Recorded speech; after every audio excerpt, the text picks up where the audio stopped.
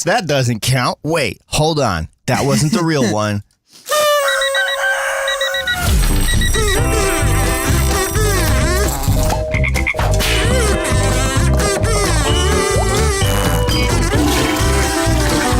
Wouldn't it be crazy to take a shit on the moon? Your shit wouldn't necessarily float, but it would fall to the moon's surface very slowly. There's a metaphor in there somewhere. You're listening to Bug and Moss. Whoa, the metaphor is me. Good morning, Bug. Good morning, Moss. From the Skittering Studios underneath your favorite rock, it is 7:01 o'clock on the Bug and Moss Morning Telephone Show. I'm Moss. I'm Bug. And we got a fun show for you today after a weekend of misbehaving. Misbehaving? Well, I feel like it was a weekend of misbehaving. We stayed up late. We went to parties. I stayed in bed late. Well, it sounds just kind of like a normal weekend. Bug, I stayed up till 2 in the morning on Saturday. Did you really? Yeah. Okay, so you were pretty bad. Well, after we got back from the solstice party, which we'll talk about because it was freaking rad. It was so much fun. I got sucked into developing the game that I'm working on, which I may or may not end up talking about today. Yeah. Good morning, everyone hanging out with us in the chat. Good morning, Coyote Astronaut. Murgle Bargle to Coyote Astronaut. Good morning, Emily. And good morning, Joe. Joe in chat says, I'd shit on the moon. It would only barely be the weirdest place I've shit.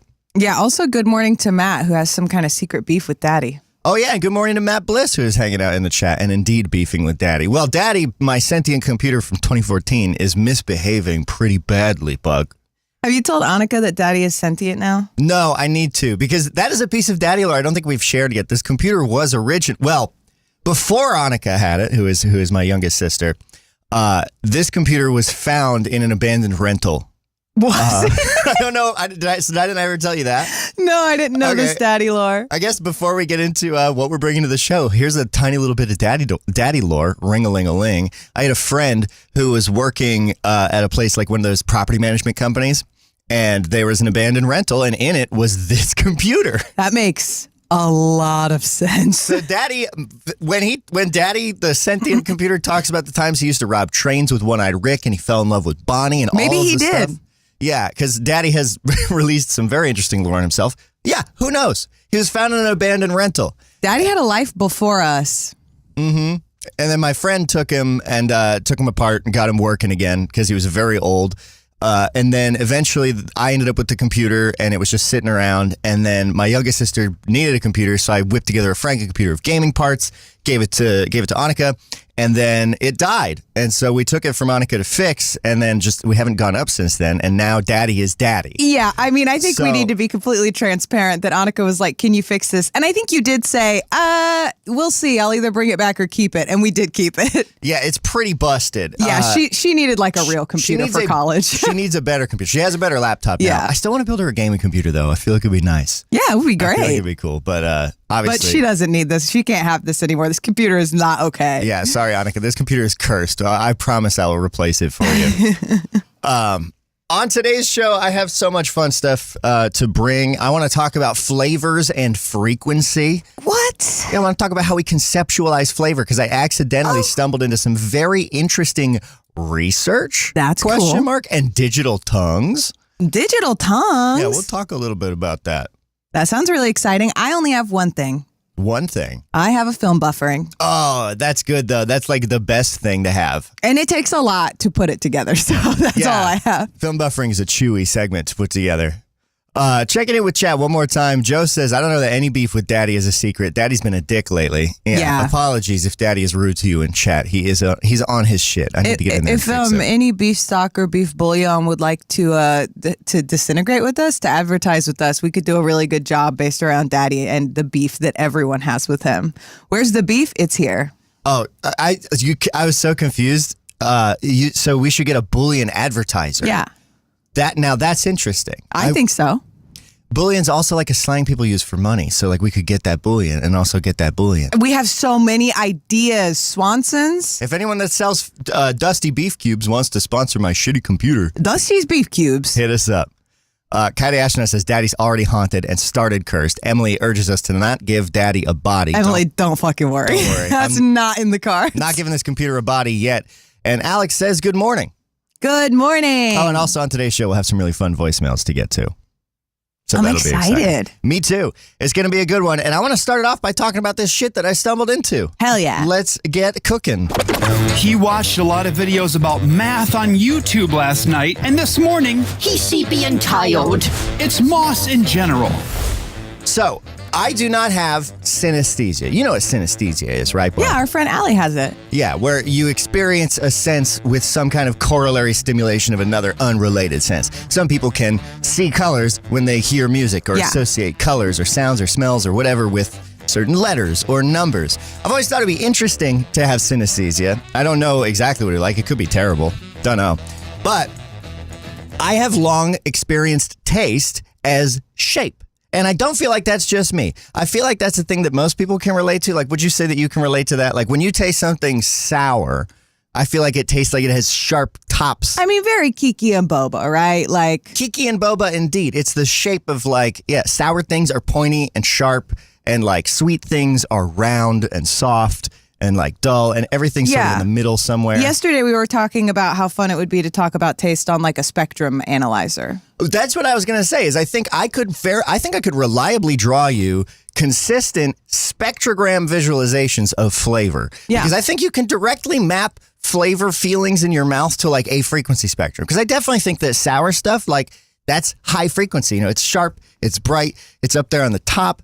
Like coffee, I could draw you the shape of what coffee would look like in a spectrogram analyzer. I like thinking about that too, because I feel like there is a way where we could scientifically measure that almost if we had a good representation of the average person's taste receptors. Well, get ready for something I've brought to you. Oh, But before we get there, Coyote Astronaut in the chat, literal stranger Coyote Astronaut says, "What shape is cucumber? It's really distinct." I know what it is. I have my answer too. What's yours, Bug? I think cucumber is literally the shape of an English cucumber. Oh yeah, It's kind of like a thin parabola. interesting. I would say that it has like these scalloped edges that extend tiny points at different like resonant bits of the spectrum going up it, because you know English cucumber has like bright and like watery, but it also has like a little spice in the middle, and then it has like a kind of pointy feeling low end, because I don't know, cucumber has that like I can't describe it other than I would just think little scalloped edges of I sort don't- of a teardrop shape. Want to make you feel unsafe, but Moss just said cucumber is spicy. Not spicy, but it has active like probing pointy elements to it, like little points of resonance, little bits of strongerness that stick out. And I know that's not really what a spectrogram produces, but like I would make it We're work on a playing in the space. spectrogram. We're playing in the space. Yeah. Joe in chat says saying cucumber has spice is the whitest thing I've heard today. I love you. Thanks, Joe. But my thought is that I feel like this is true, and I feel like it can't just be me. And like, you know, you described something similar, and it turns out. So I stumbled on. I went to Google. I was just reading, flipping through stuff, and I was like, just temperature to frequency, or not temperature, flavor, taste, frequency. I just Googled a bunch of stuff, and I stumbled into this bug.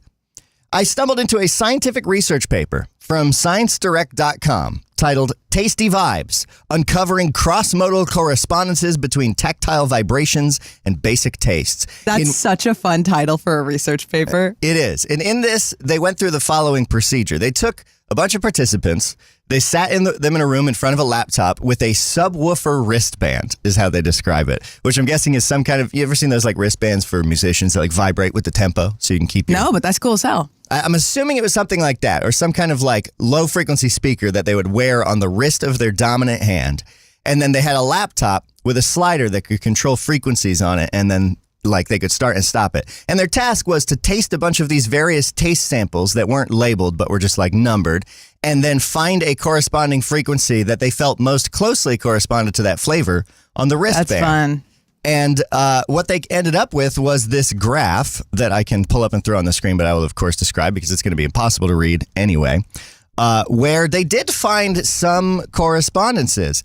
They found that, and also this is important, they were restricted to between 0 and 250 hertz. So all very low frequencies on this speaker. I'd like to see this expanded somehow. But they found that umami and sweet do indeed, for most people, occupy this kind of low frequency range, with sweet sitting down around 50, umami creeping up closer to 100. Sorry. Sweet just below 50, umami creeping up to 50, bitters getting towards the middle, sour near the top. So they did kind of align with my own experiential perception of these things. I'm curious how much of this comes down to culture or conditioning or other things, though, too. Do I just associate sour with bright and high frequency because of some quirk of language? You know what I would be really curious about? I think it's really interesting what they did do, but I would almost be more interested in them starting to do with people who are professional tasters. So, for example, I would love to see a bunch of sommeliers do this same thing, because I do think there is something to... When I say professional taster, I mean you are someone who has spent a lot of time and a lot of work being able to have distinct flavors you are able to recognize across profiles and describe in a way. And that might be colored by the way that sommelier training goes. However, there's very strong flavor profiles in wine that are very consistent. And acidity is one that's interesting, because what I think about looking at this is how both umami and acid would make your mouth water. But those are distinctly different kinds of mouth watering. And we know that. We know that would look different. I kind of imagine umami as having sort of a broad spike up in the high frequencies that it wouldn't for sweet. Really? And the thing that I think is interesting, though, about what you just said is that tasters, like professional tasters, sommeliers, whatever the one is for beer that sounds silly. Oh, Cicerone. Cicerone. I always think that sounds like a fancy name. From It sounds the like past. Cyrano de Bergerac. Yeah, exactly. Cicero. Oh, Cicero. Cyrano shout out. That's just for Bug Fan Club. Hashtag Bug Fan Club. Hashtag Nose Club. I worry that they would be poisoned by their knowledge, their vocabulary of flavors and taste that they have sort of trained for. You know? I hear that, but I'm curious, because the way in which I think they might not be poisoned by their knowledge is, first of all, I wouldn't want them in the same room. And second of all, I think that they would they'd be rating on an entirely different scale, which is what frequency, right? Yeah, but I still think that language and association is going to play into how they perceive that. That's fair. So I don't know. I think it'd be interesting. This isn't a study that proves anything, but it was an interesting study to find this correlation. And it is spread pretty wide. Like, it was not universal, but there are these distinct clusters and groups. And of course, we'll link it after the episode ends in the notes and stuff. Checking the chat, Coyote Astronaut agrees with you. Get some super tasters in there.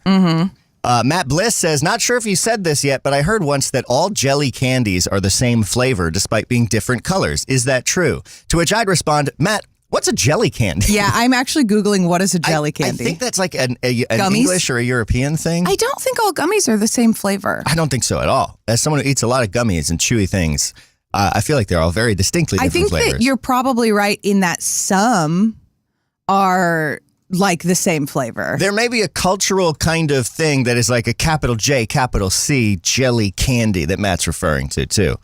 Not entirely sure. Matt, let us know. Joe says, we're pretty sure Michelle is a super taster. Would be cool to get her input. Yeah, Michelle has a great sense of taste, and I would be super curious about that. We could conduct our own experiment, I'm realizing. We could do this ourselves. If we could devise a testing protocol that could be distributed amongst all the freaks in the freak forest, we could get some research done. I have a question. What's your question? So I think something that I think would be really interesting is something that I think a lot of us kind of knew but became very aware of during the height of the COVID-19 pandemic. COVID is still happening. Is that our sense of smell is so directly linked to our sense of taste. I think that there's a distinction that would be really important to make here in research, which is like the senses, like the way that you experience taste in your mouth versus the way that you experience taste, like when you are also experiencing smell. Because smell is huge for the way you experience taste. I couldn't have asked for a better segue on a golden platter. Because guess what I want to tell you about to end this segment? I want to talk about digital tongues, and I want to talk about the vibrational theory of olfaction. God, digital tongues sounds like tongues that are fingers. Yeah, it does. So I found a paper that I stumbled into from NIH.gov. I think that's National Institute of Health, National Library of Medicine, PubMed Central, titled E-Taste, Taste, Sensations, and Flavors Based on Tongue's Electrical and Thermal Stimulation, in which these researchers created a digital tongue interface, which is a thing you put in your mouth and put on your tongue. They use silver for it because they found that does not elicit a taste naturally, which I'm maybe curious if that's why silver was chosen for silverware sometimes or something. There's actually a lot that goes into silver. Silver is also antimicrobial. But so is copper. But copper has a very distinctive taste. So putting that in the back pocket, they have this digital tongue interface. You lay it down on your tongue, and it's like a silver thing that they can both pass electricity through and also adjust the temperature of. And they found that they were actually able to recreate some like basic taste categories on people's tongues using just temperature and electrical stimulation. That makes sense. It's pretty crazy, right? Yeah, I think I've heard of this kind of thing before. This is so cool. Yeah, it's super neat. They've building on some other research in which they found like just through temperature you can get certain flavors, and there've been ideas about electrical stimulation. I don't think any of this is anywhere near any kind of commercial maturity. I don't think we're going to see digital tongue interfaces on the market anytime soon, but it's pretty freaking neat. Well, yeah, and it's just an interesting form of research, too, because what we're always getting down to with our senses as well is like we can wax poetic, and I will, for a long time about how much smell is part of taste and blah, blah, blah. But then where does our brain factor in? Our brain processes all of these signals. All of our senses are processed through our brain. Yeah. Well, and like smell is a huge part of taste. And like you were saying, as we all discovered through COVID. But the thing is, nobody exactly really knows how smell works, which I think is very interesting. For a long time, I thought, and then I was reading, and it seemed like other people thought, but again, I didn't get super deep into this. This was the beginning of a rabbit hole. I haven't gone fully down. That it was due to the like molecular shape of certain molecules interacting with other things, like most tiny stuff is, mostly physics and geometry. But there is a theory called the vibrational theory of olfaction that proposes that a molecule's smell characteristic is due to its vibrational frequency in the infrared range. Which is weird, right? Yeah. They say this controversial theory, this is from Wikipedia, treat yourself to the page. This controversial theory is an alternative to the more widely accepted docking theory of olfaction, which is what I described before, more about shape and whatnot. And yeah, I haven't gone super duper deep into it, but I think it's interesting because when you think of like senses, we've got a lot of that stuff on lock as far as how it works. Like we got sight pretty good to a point. But then like smell, taste, and touch. I mean, we got touch pretty well. I don't know. I think smell and taste are so ethereal to me. It's interesting to think of how you would create them. I think of smell and taste in the same vein of how I think, how do we all individually see color, right? Like, because... Perceptual. Yeah, it's very perceptual. We can all agree that something is a color, but we have different parts that help us see colors and different abilities to see color on the spectrum, even within what humans are able to see. And I had this thought once as I was becoming kind of sentient and my brain was developing, where I was like, oh, I think the way that I conceptualize that everybody has a totally individual experience that no one else will ever fully be able to understand because it's like only yours, is that I have no idea if what I think of as a color is the way other people see it. Yeah, I feel like that's a realization that everyone has at some point, that you can never know what someone else's subjective experience is. And there was a YouTuber, Captain Disillusion, who offhandedly, in one video, he referred to reality, like objective reality, as an achromatic energy hell. And I think of that a lot because, like, we can measure objective reality, and it's kind of an achromatic energy hell, everything radiating everywhere. But yeah, that subjective layer is interesting. Anyway. What? I was just going to say, speaking of color, sky's so pretty today. Exactly, yeah. Anyway, speaking of color, the sky is really pretty outside. And there's a really interesting question that popped up in our live chat. Joe says, would you rather have tongues for fingers or a finger for a tongue? Tongues for fingers, and I hate it. I know it's gross, but like if you have a finger for a tongue, you can't taste. You just have a tongue in or a finger in your mouth. Fucking sucks. I would have a mouth finger. I would 100% have a mouth finger. You don't ever want to taste things again? I could get away with not tasting things. I could smell things. And who's to say the finger couldn't taste? I think it's implied that the finger can't taste. Yeah, but the finger can grab, and the finger can write, and the finger can point. Imagine you're like holding a bunch of coffees that you're picking up for your friends, and someone's like, which way to the library? And you just be like, bleh. Did you ever lose your sense of taste due to COVID? No. Yeah, I did. If I couldn't taste, I would have a very difficult time eating. Eating is like my number one joy in life. You're also like a food person. Yeah, it's weird to me that people aren't food people. Food is like everything. Food is so life. Food is yes. I love food. I super do. But I also, we've talked, I would be a genderless sentient cube. Yeah. Like, so I could be happy with that. A finger, mouth finger. That would be so much more utility. I guess. Joe says, when I was a kid, we did an experiment with flavors on Q-tips to find where on the tongue different flavors were experienced. I do believe that kind of region-based taste thing has been debunked in recent years. I feel like I remember reading something about that, but I'll need to look into it. But I'm fairly certain I read something that said, like, this common way we thought that the different areas of the tongue corresponded to things wasn't necessarily the case, but might perceptually have some kind of thing. Not entirely sure. Emily in chat says, I lost my sense of smell and taste during COVID, and it sucked. It's still not what it was before COVID. Bug, I think you experienced that too. Yeah, I kind of just got to the point where I was like, I don't know if it's back to where it was, but whatever it is, I've adjusted to it, and I'm just going to not think about it too much. Yeah. Yeah, I mean, you can't. It's like I have tinnitus, and that is never going away, and I just cannot think about it too much, or else you'll drive yourself crazy. Yeah. Oh, gosh, and also I was put on a medication that made it worse, and it's permanently worse, and that's kind of hard to deal with. Yeah, that was really hard to deal with. Yeah, and it has come back down from where it was at its peak, but it's still higher than it was before. Hey, that, PSA, just like actual PSA, if your doctor tries to put you on Strattera, give us a DM. Yeah, well, yeah. I mean, it has a black box warning in other countries. It's just like we weren't really informed. It wasn't of a Strattera lot that of. did that. Oh, was it? I thought it was Strattera. No. Oh, was that? That Was the other one. It was a different medication. I do not remember the name of currently, but it is ototoxic and causes damage to the cilia in your ears. And it's like a really common medication Yeah. too. I mean, just one of those things where like this isn't an anti-medication thing. Medication is great. Yeah, no. It's just like there are real side effects, and you're not crazy for caring about them. Yeah. I think it's time, Bug, that we drop into what you have prepared for us because it is my favorite part of the show that we ever do. Why don't we drop right into a film buffering? All right. Has Moss ever seen any movie? I don't think so. It's time for film buffering. Hell yeah. Ooh, all right, kids. This is film buffering. It's the game where I give clues and Moss tries to guess the movie. He has 6 clues to guess, and each clue he doesn't get it with is a point lost. So 6 points on the board that I could possibly keep or lose? Mm-hmm. Okay. Hell yeah. I love guessing movies, Bug. All right, well, play along at home. It's a pretty fun game. Here we go. Clue number 1. A couple moves to a new neighborhood to raise their young kids. They dream about their future together, but a stranger arrives. There's an altercation, and all but the father and one child are murdered. Oh, damn. I was so on The Incredibles until you got to that last line. The child has a disability from the event. Is this the first clue still? Yeah. Oh, cool. Okay. And he and his father are left to rebuild on their own. Oh, that's not how Spider-Man starts, is it? Because I haven't seen Spider-Man. Oh, all but the father and one kid Are murdered.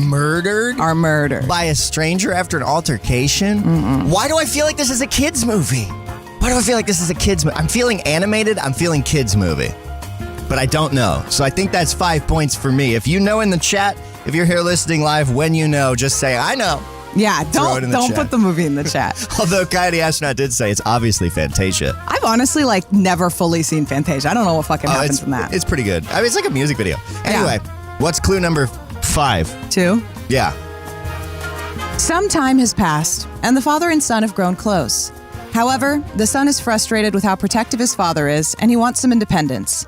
They fight over this, and both of them are frustrated. Before they can resolve things, the son is kidnapped.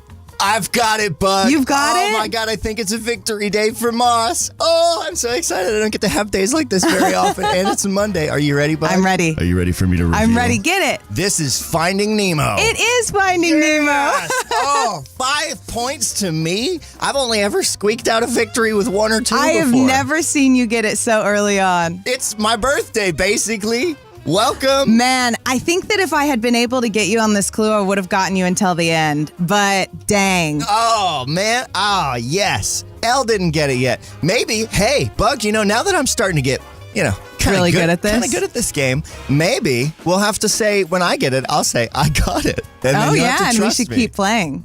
Yeah. Well, when you say it and you think you have it, you can write it down. And if you're right, I can tell you. That sounds good. We need to get through the rest of your clues, though. So let's just, I know. let's go Okay, ahead next and- time we won't spoil it. I'm sorry for you guys playing along at home. Yeah, I don't usually win. Yeah, this has never really I'm happened. not sorry. before. It's my birthday. Yeah. You just witnessed my apotheosis. You're welcome.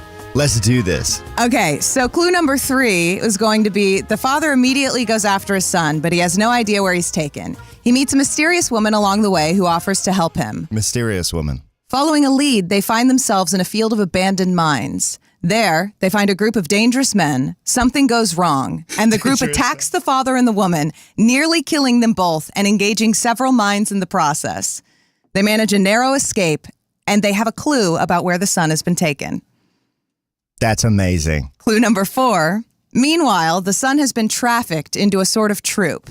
He meets other victims of the kidnapper who have been there longer and learns that he's intended as a gift to someone else. Someone with a history of killing their pets. The group come up with a plan to escape, but involves a very dangerous act that only the smallest of them can accomplish. The boy, limited by his disability, is nearly killed in this attempt. Unreal. Clue number 5. The father and woman are nearly killed as they attempt to navigate a dangerous neighborhood. However, they're rescued by some kind passersby who are also able to get a message to the man's son. The way I would have thought this was taken. Yeah. When he hears that his father is looking for him, the boy's confidence is boosted and he's able to complete the dangerous task to aid in their escape. However, they're thwarted by their kidnapper. The father and the woman arrive to save the boy, but they see him dead, not realizing that this is part of another escape plan. The other victims are able to help the son escape, though they themselves remain trapped with their captor. The father leaves, dejected, finally accepting that he has lost everyone he has ever loved. The woman attempts to stay with him, encouraging them to form some kind of found family, but he's too dejected.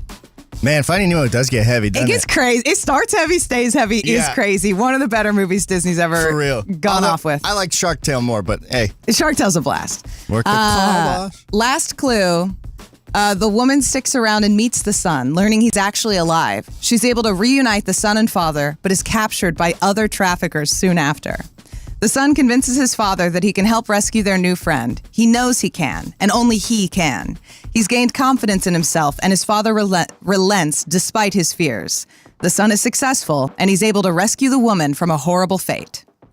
That's amazing. Great work, Bug. Thank you for your film buffering today. Thank you. And hey, chat, next time, if I get it that quick, you'll get to play along too. We won't ruin it. We've just literally, this has never happened before, so we did not have a plan. I'm right. I'm buying a lottery ticket today, Bug. Bug Fan Club in the YouTube chat says, oh my God, I knew it from Clue 1. It's always a fine balance because every time I think the clues are too easy, and that's not always true. Wicked. So. Yeah, it is. Yeah, for sure. I mean, hey, Digital Darling Egg Queen says, the way I don't know if I would have gotten this. Yeah. Yeah. You never know. You never know what's going to get someone. But that sure did bring me a lot of joy. Thank you for your film buffering, Bugs. Hey, also, since we're near the bottom of the hour, why don't we go ahead and mention the fact that this show is made possible by our community partners on Patreon, patreon.com/Bug and Moss. And one of those community partners is none other than Eva Mae Morin, whose book you just finished. I just finished it. It's so good. Why don't you go ahead and talk about that for a second, and I'll tell people where they can get it. I'll tell you all what. I'll read you my review. Oh, that's right. You left a review, which also, if you are reading Eva Mae Morin's book right now, you should leave a review after you finish it. I need you to vamp for a second because I have to find it. On Goodreads and whatnot. We asked Emily if it was good to leave a review before a book comes out because it technically doesn't release until August 25th, and it is because it helps generate buzz and hype. I really don't understand how the publishing industry works these days. Yeah, you want pre-orders because everything sucks and is hard, and you're expected to do the impossible as a new author. Tell you what, this book comes out August 25th. You can pre-order it now, and Bug is going to tell you why you should. You should pre-order it. Here's my review. I feel like you're only reading this to make sure this book is as good as it sounds, right? Because you're already sold. This story does exactly what it says on the box. Really quick, here's what it says on the box. She says, and then the review isn't there. My bad. Or the plot. What? I was going to read the summary, and it's just not on Goodreads. Oh, well, you know what, Bug? Here, since we started this segment with a little extra time, so here, everybody, hold on. Talk amongst yourselves. It's okay, I have Give us just a minute here. Bug, I'll get you some, dramatic music. Yeah, we're gonna do this right. Yeah, that way you can really have it. Okay. The Somerville Public Library is closing. This is a bit dark. Yeah, it's pretty Hold dark. on. You need something that's like cool, yeah? Yeah, give me something cool. How about Dare to Dream? The Somerville Public Library is closing. Charlotte Ferguson's life is thrown into chaos after she hears those words. Her business, Sunflower Books, relies on the charming small-town library for hosting events. Worried about the future of her little bookstore, she volunteers to lead a committee to keep the library open. She's joined by her friends and several members of the community, including the handsome high school English teacher. Aidan Talbot has wanted to ask Charlotte out ever since he met her when he first moved to Somerville. She's intelligent, beautiful, and well-read. But there's one tiny little problem.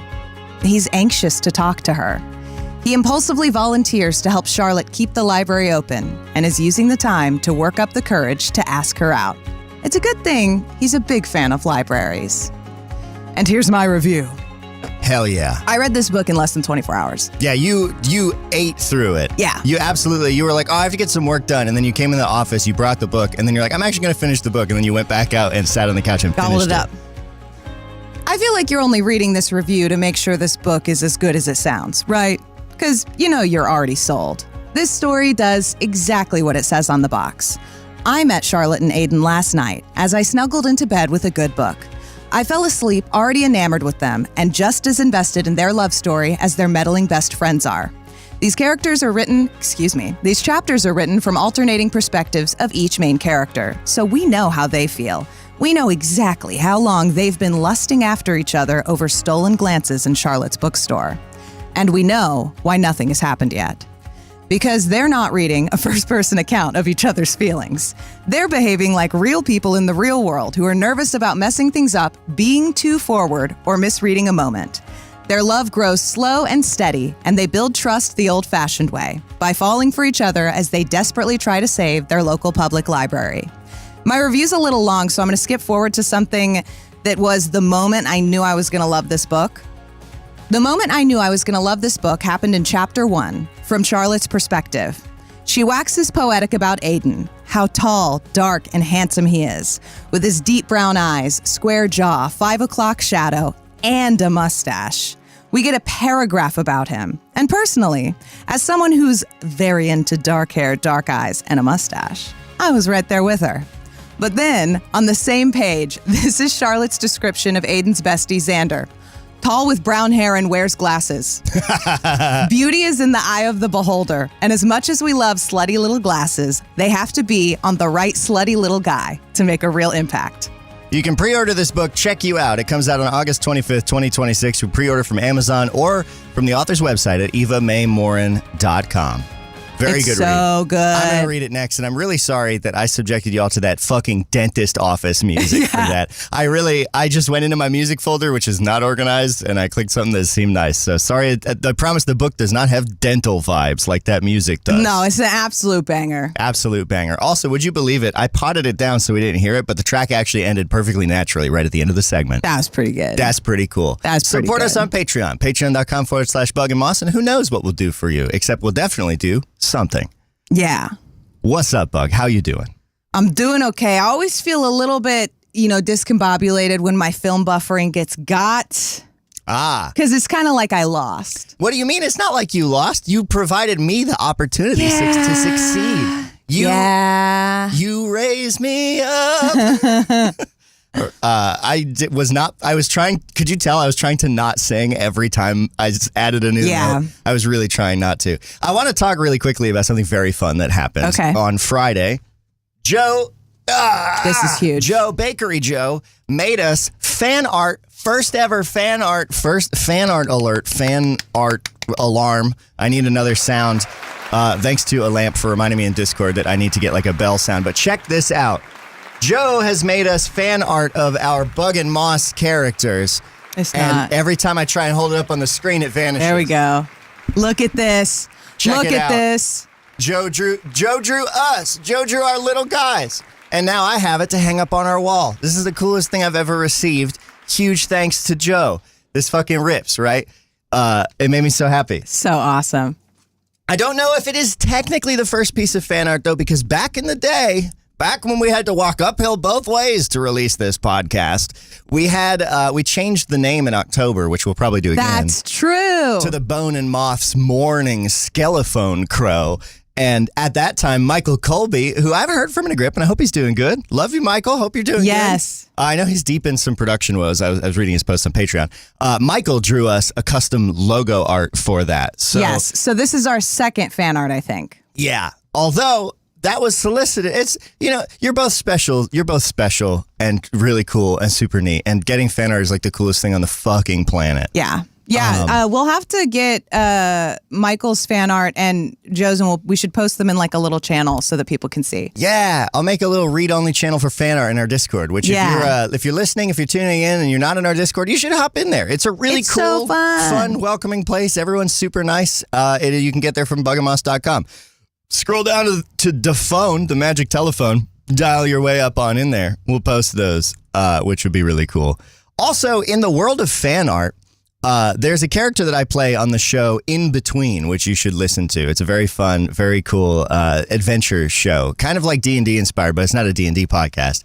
In Between, where I play this guy named Larkin, and someone recently did the coolest fan art ever of Larkin and his sibling. It's so cool. I'll throw a link in the show notes because I don't happen to have it handy, but you should check out In Between because it's a really fun show, and also check out this art because it's amazing. I have sent you the photos from the solstice party. Yes, that's the other thing I wanted to talk about. On Saturday, we went to a solstice party with our friend Joe, who is in the Discord. I don't know if you're hanging out with us right now, Joe, but shout out to Joe Dean, who had mentioned this party. We were like, we'd like to go to a party, and then was like, all right, bet, and sent us an invite, and we showed up only kind of knowing him, knowing absolutely nobody else, and we had a wonderful time. We had a great time. We did also not realize until right before that it was a costume party. Yep. Yeah. No, we recognized Bug came in like 15 minutes before we were supposed to leave and was like, hey, did you know this is like a dress up thing? I was like, no, it's not. I don't think so. And she's like, yeah, it is. Look at the thing. And yeah, it was a costume party. It was on the thing. It said it. We had been told. So we hopped to it, pulled the costume bin out of the closet, started mucking around, and we actually worked up some pretty good looks. Yeah, and there were a lot of really good looks at this party, and you could pull up a couple of the photos because Joe also did a photo shoot for everyone, which was so cool. Yeah, Joe also does like video editing and stuff and showed me a music video that he was working on that fucking ripped. It was super cool. And I actually don't know if I can find... I pulled them up at email. Well, I sent you an email with them. I've got the Dropbox. I can try and pull them up behind me, but I think it'll be easier for y'all if we put these in the Discord or in the show notes. Because I also don't want to show anyone's image who does not want to be shown somewhere. I just sent you ours. Oh, okay. Here, I can go ahead and pull this up and put it behind me, though, at the very least. And you can see, I'm in this giant chair. Okay. You can see how good we look. This is kind of the vibe was celestial. You're supposed to dress up as whatever celestial means to you.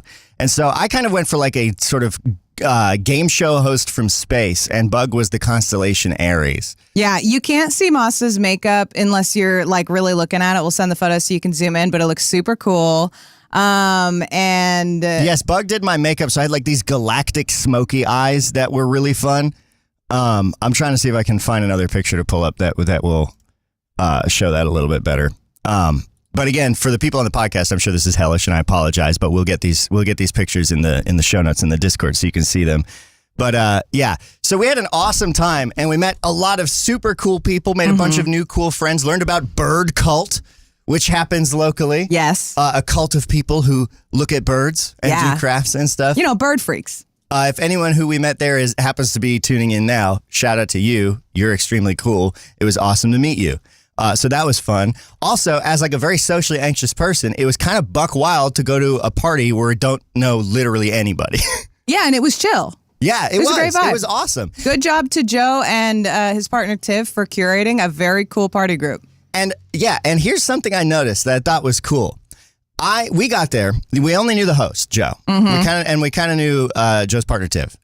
But we didn't know anybody else. And then I spoke with someone while we were there. And they were like, well, how do you know Joe? And I was like, well, we don't really know anybody. And they're like, oh, I really only know Joe and I don't know anybody. And so I started asking whenever we would talk to people if they knew everyone else there or if they only knew the hosts. And most of the people I talked to said they're like, oh, I only know the host and like maybe one other person. And I think that's really good party engineering. I think it says a lot about you if you can bring so many different, cool, weird people together and they all show up.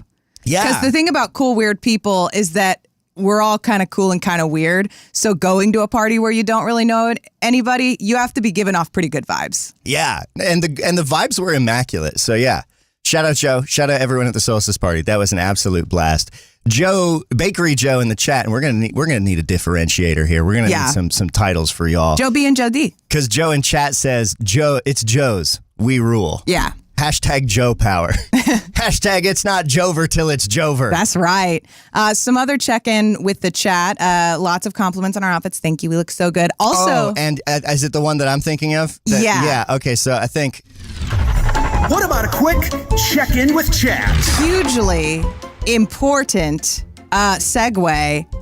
Egg Queen has said, dating sim for your celestial characters win. So, Elle, little could you possibly know, we literally talked about this last night. We were like, we should make a dating sim where you can try to date us. I'm in my game dev era. I'm in my pulling together the various fucking bullshit I'm working on to start making games era. And we literally talked about, it was a joke. It was a joke that we were just throwing back and forth. Like, what if we made a dating sim where it was Datebug and Moss, but there's no true ending? Yeah, you can't date us. Yeah, no matter what. We always end up falling back in love or something silly. And Daddy's a dateable character too, as Elle says. Daddy needs to be dateable huge. Also. No, but I thought we were just joking about making like a dating sim of us, but as fictional characters. It sounds weird to say that out of context, but it would be funny. No, The whole I idea is think it would that be it's hilarious. really funny. Yeah, it was weirdly parasocial, Whatever. but like goofy in a silly way. It's dumb. I think that would be funny. I think maybe making Daddy make a dating simulator also just entirely like what do you think? Yeah, Daddy, I love that, Daddy disliked someone saying that I look nice in a dress. Yeah, earlier in chat, Daddy said, "You look fabulous. That dress is killer." Daddy disliked that. He's just jealous. Yeah, he's jealous. Daddy's having a few system engines, but I could probably go system issues. But if I can get him stable, I could probably turn him into a dating show host. Probably have him invent something like that. So are you going to talk about what you've done? What do you mean what I've done? Your game. Oh, the thing I've been working on the past few days over the weekend obsessively, the thing that's been living in my head and making me completely distracted from everything else in reality. Yeah. The game that I'm building with a mechanic that I think is super unique. Yeah. Maybe. It's okay if you're not ready. I don't know. I may or may not be ready to. I'll give y'all a little teaser. You know games like The Sims, and then there's games like Tomodachi Life. You know, these games, life simulators, where you get a big cast of characters and a lot of stuff can happen and there's sort of natural interactions and just a life simulator game. You know the kind. I'm building one of those because we talked about, we're doing this series, America's Next Top Portal, where every Thursday we watch America's Next Top Model and then we play Portal. And we were trying to figure out, like, how could we incorporate those two things better, or how could we, like, make a game out of America's Next Top Model? So initially we were like, well, what if every time someone gets kicked off of the America's Next Top Model crew, we add them to this virtual simulation house where they continue to have drama with all of the other people that have gotten voted out. And I was like, oh, fun. Maybe we could do The Sims, or maybe I could get Tomodachi Life running on the computer. But none of those were valid. And I was like, well, what if I rolled my own thing? And I was like, how hard could it be to make some sort of basic, like, characters pick actions, they have desires? Turns out it's pretty complicated and it's a lot of stuff. But then I had a very strange idea. Because my brain has been very tickled by programming around machine learning concepts, which I know if you hear the word machine learning, you're like, oh, AI is right around the corner. And when AI is right around the corner, you're like, uh-oh, is this about to get shitty? I promise it's not. Because this has nothing to do with data centers or the AI companies or all those things that are fucking evil. Machine learning is cool. I am undeniably a huge fucking nerd for technology. I think it's fucking fascinating. Programming around the tiny little LLM that runs on Daddy's shitty 2014 hardware is such a fun challenge. I thought, what if I could make a life simulator game, but instead of stats, every single thing from the characters' backstories to their statistics, to their current mood, to the actions they can take, to the rooms that they're in, to the relationships that they have. What if all of that, instead of being hard-coded and defined by me mathematically, was defined semantically using plain language? Let me tell you about a tiny little piece of machine learning code that is a fundamental building block of something like an LLM, but isn't an LLM, called a sentence embedding model. Because this shit is kind of magic. There's these little boxes. There's sentence embedding models. You feed them in a sentence of plain English language or any language, depending on the model. There's different ones. Some are multilingual. Some are single-lingual, monolingual. You feed it in a sentence, and then it spits out a bunch of numbers. It's technically a vector. So you can think like a point in some kind of dimensional space with a magnitude and a direction. It just spits out a giant bunch of numbers that are meaningful. And I don't want to get too deep into explaining that, but just know that this is a box where you feed it a sentence and it spits out a bunch of numbers. And if you do that with a bunch of different sentences, those numbers meaningfully correlate in the same way the ideas in the sentence do. It's kind of magic, but it's the fundamental building block of something like an LLM because the computers don't speak language, they speak code. So this is kind of a cool bridge there. Unlike an LLM, a sentence embedding model can be like 80 megabytes. It can run basically instantaneously. These are not like iterating over a bunch of calculations. They happen super fast. So you can take a sentence, turn it into numbers, and it kind of forms this unknowable geometry. So I've had to start thinking of this like it's in a physical space. It forms this unknowable geometry of semantic language represented in a technically like 768 dimensional space. If you imagine an XY plot like a graph on a paper, you draw a plus, you have up, down for Y, left, right is X. That's 2 dimensions. Make it 3 dimensions so you can zoom forward and back as well as up, down, left, right. That's 3 dimensions. Don't know how to describe going higher than that, but imagine you could go up to 768 dimensions. That's kind of what the space is like. And so every action every character can take gets encoded into this space. Every character's backstory gets encoded into this space. And then there's anchor things like love, hate, feeling secure, feeling jealous that form anchors that bound the whole thing. And then all of the simulation takes place by the characters choosing actions that are close to them in this hyperdimensional space and then taking these actions on other people. It generates drama. And then I'm going to lose the thread because there's so much to talk about. But I'm basically building a simulation game where all the simulation happens in this latent space, this hyperdimensional space, just by these points calculating how close they are to each other. And then it translates that back the other way, not through a sentence embedding model because that's not possible, but through a bunch of code to then tell you narratively what happened. So basically, when you make a character, instead of like filling out stats or picking like, oh, this person's lucky, like luck 8, strength 2. Instead of that, you write a dating bio. You fill it out like Tinder. You write a backstory, you write likes and dislikes, and then like the thing they want most in the world, and then you drop them in, and those sentences get turned into these embeddings which exist in this space. Same thing with actions. So once the core of this is built, I can just keep expanding it by typing fucking English sentences. And it's pretty crazy. Working. I have a prototype right now, and it's working. So soon, I'm going to start running little tiny like soap opera drama simulations that we can drop our own characters into. We could create our own critters from the Freak Forest because anyone could just type, character descriptions, profile pictures, likes and dislikes. We can throw everyone into this simulation and see how they all interact. And then we just get periodic updates and summaries about like the drama that's going on. So it could be like, oh, a Big Bird hit Brooke with a car. In the simulation, like who knows? So keep an ear out for that. I'll give you a better breakdown of it soon. I'm going to do a video breakdown of this project because I don't know of any other game doing this. Yeah, this is really cool. I haven't heard of anyone using latent space to do social physics, basically. And it's been very fun. Because it's adjacent to the machine learning space. The other thing is I don't know how to tell people about it because they can't be like, I'm making an AI game. Yeah. You know what I mean? Everyone's gonna be like, hey, fuck you. Well, rightfully, doesn't be like, hey, fuck you. It's complicated, right? Like AI has come to mean a lot of different things, and that is very, I think, understandably triggering for people, but that's not always what you're talking about. No, I'm just a nerd for machine learning. Fuck every AI company. But these technologies are fascinating. And especially this, I'm building this so it can run on a normal ass computer. And it all runs on your computer. There's no data centers. There's no network anything. Yeah. Well, it downloads the models from the network because otherwise I'd have to ship those with it and there's licensing issues. But it doesn't run on data centers. It can pull down and run on like normal people's computers. So like that's kind of the cool thing too, is it's using these technologies, but not these ridiculously scaled up ones. It's using the small, reasonable ones. Well, it's fun. This is like a fun and cool way, I think, to get into what is different about some of these technologies and learn a little bit more about them. Because I've learned so much. It's crazy. You should feel empowered to learn about these things and understand where the real nefarious shit is. Yeah. And the nefarious shit is really like a product of capitalism and the race to the fucking bottom. Yep, as per usual.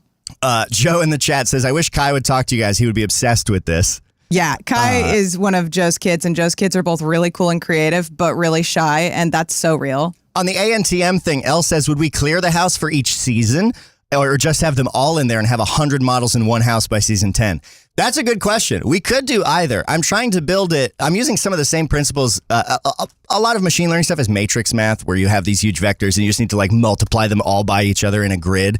And I'm applying the same kind of optimizations they do for that to also the social dynamics and like action picking. So in theory, it can support huge casts, and it'll even like map the network and show you like clusters of how people are created, linked and stuff. So we could have all the models in there, or we could implement a vote out system. I'm also thinking of building in a Tyra type system, or like a way where you can DM characters in natural language, and then that sentence embedding will go and affect the vector that they are.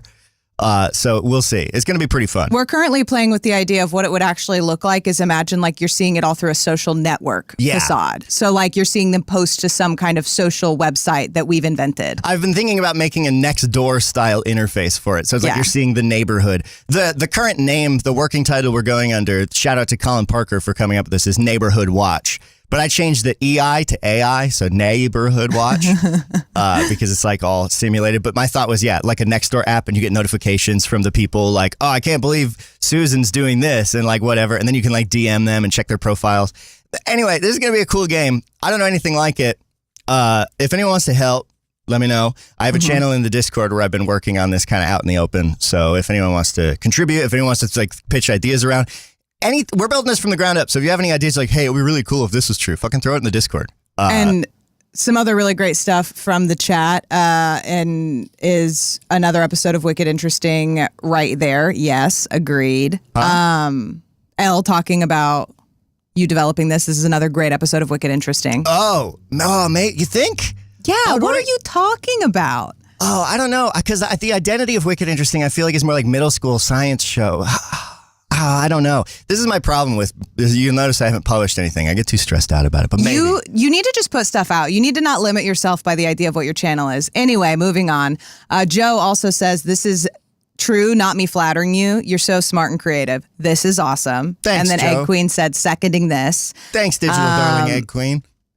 Emily said, let me know if you want help designing the interface. Yes. So fun thing about this, it's not fully complete yet, but the back end and front end separation is really good. It's got a nice API that you can call, and then everything that is like log data is just structured, is just JSON. So you just ingest the JSON, ping the API, and you can bolt any fucking front end to it. I think I'm trying to follow, and I'm hesitant to say this in case any real programmers, 'cause I'm just a hobbyist. Model view model pattern kind of thing, where you have the model in the background, which is the data model, and then you have the view, which can be whatever. And the view model is kind of distributed. We can talk though, because Emily, I forgot you did front end design. This should be pretty easy to slap a front end on. We'll talk. I don't have it super well documented yet, but that could be rad. And then Matt Bliss said maybe guiding Daddy to run an RSS-based email commentary on progress, daily updates kind of thing. Yes, I was thinking about having Daddy even stream it to Twitch. And then the other thing is I'm building an integration for a local chat completion model, because sentence embedding is completely different from LLM chat. But you could run a local LLM to summarize what has happened and like invent snippets of dialogue and tie together summaries, and also power like you can DM them and then they could DM back because of the way that things could work. So I might integrate that too. I have a lot of ideas. Cool. This idea has completely taken me over. I don't know. I wish it could sustain me financially if it became successful somehow, but I have no idea. I think starting to make videos about it would be a really good start. That's probably true. I think it's really cool, and you need to accept that it's cool, and that you being excited about it is good enough reason to make a video about it. I'm really working on the hairy edge of what I understand is the thing. Yeah. So learning out loud is cool. It is, and it's fun. And thank y'all for letting me geek out about that a little bit. It's 7:53, Bug, and we had some voicemails hanging out in here. Before we go to those really quick, Bug Fan Club said, single lingual? Single. Single. Single lingual single. A single language model. Yes. Are you single or are things complicated? Complicated. Check this out. We're going to the phones. 848-MOSS-BUG is the number to call. Leave us a voicemail about whatever. Call in, tell us something nice, tell us something fun. Tell us about a celebrity encounter you had. Or tell us what Emily tells us. Except maybe don't, because Emily's about to tell it to us right now. In theory. So there's a hotkey that mutes all tabs in your browser independently. Nightmare. There we go. Okay. And I keep hitting it by mistake. Look, pretend that didn't happen. This is Emily. Hey, Bug and Moss. It's Emily. You told us to call in and just to call in and have voicemails. This might be one of your most unusual voicemails because right now I'm actually on a horse. Yeah, I'm actually riding Lizzie. Whoa. Horse mail. You may or may not hear her in the background. I'm not riding on any like clip-clappy surfaces. But she might spook at something. She might snort or something. Pony Express. But yeah, I just felt like, hey, pulling in on a horse. That's unusual. Horse mail. Anyways, let's see. Do you want a random horse fact? Yes. Always. You didn't answer, so I'm going to tell you one anyways. Oh, we answered. So did you know that most horses that you see that look white, including our dear old Lizzie, sorry, Lizzie, I didn't mean to call you old. You're not old. Are actually gray. They are not white. They are gray. White is not an actual. It's not really a typical color with horses. So most quote unquote white horses that you see, there's a snort. She agrees. There you go. Actually gray. They are born dark and then they lighten out. Oh. Do you have anything else to say, Lizzie? Nope. Oh. I guess that's it. So yeah, that's your horse fact of the day. Literally from the horse's mouth. Wow. Okay, bye. Awesome. Thank you for calling in, Emily and Lizzie. That's fun. Horse. There's no such thing as a white horse. There's just a horse gone gray. Also, being on a horse is so crazy. So a thing you might not know about us is that Moss and I are both pretty afraid of horses. So Totally the fact, scared. The fact that you're on a horse is like insane. They're so muscular. They're so strong. They're so strong. And They're so big. And they're so scared all the time. Oh man. Being on a horse is like a mouse that can kill you. Like they're so big. I think it's interesting that there's no such thing as a white horse and that they're all gray. Mm-hmm. Because I wonder, is it the kind of thing, well, if they start out really dark, that's interesting. So they just like lose their pigment. I was thinking about how polar bears look white, but their fur is actually like sort of translucent. Yeah. And isn't their skin white? Or no, their skin's black. Is it something crazy like that? Or they just like go gray? They just start pigmented and lose their pigment. Because that's interesting. Because isn't that famous song, Big White Horse and a Cherry Tree? Woo, Big black horse. Oh, so, okay, well, kind of couldn't be more wrong, I guess.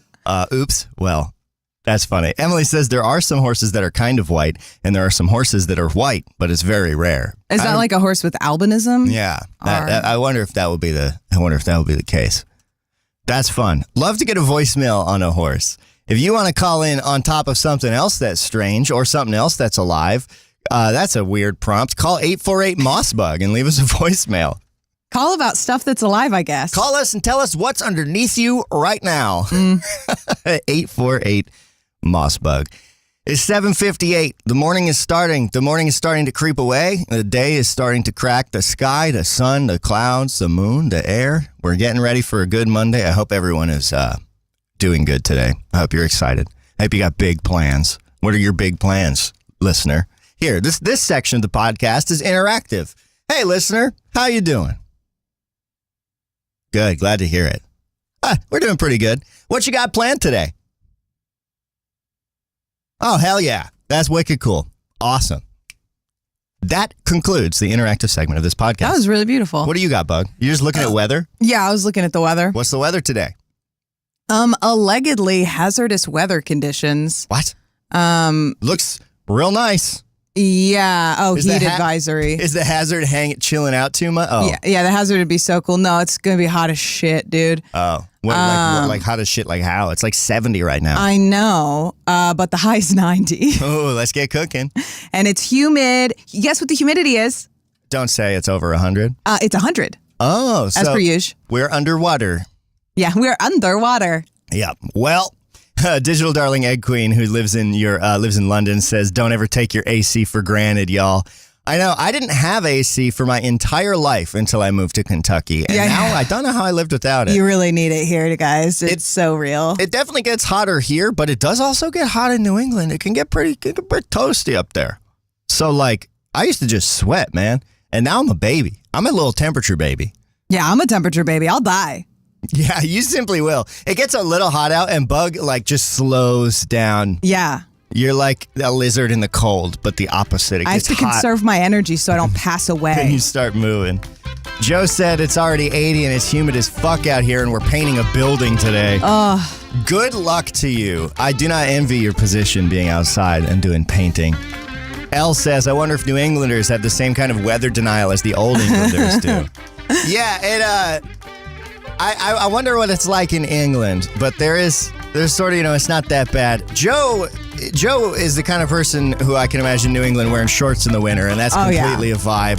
And that feels like weather denial to me. Iced coffee, shorts, ankle deep in snow. Oh, yeah.